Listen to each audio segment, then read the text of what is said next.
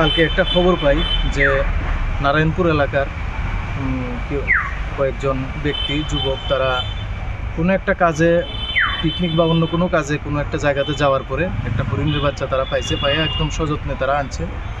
তো আজকে সকালে আমরা এই খবর পাইয়া আমরা পেট্রোলিংয়ের পক্ষ থেকে রেঞ্জের স্টাফ পেট্রোলিংয়ের স্টাফ মিললে আমরা যাইয়া এই তা নিয়ে আইছি।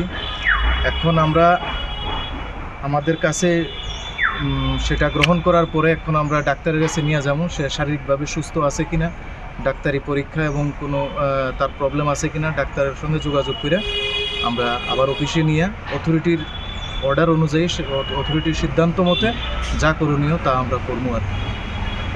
এটা সম্পূর্ণ ওয়াইল্ড লাইফ ওয়ার্ডেন স্যার এবং রেঞ্জ অফিসার স্যার তারার আদেশেই কাজ হইব। এখন ওই ব্যাপারটা তাদের আদেশক্রমেই আমরা কাজটা করব।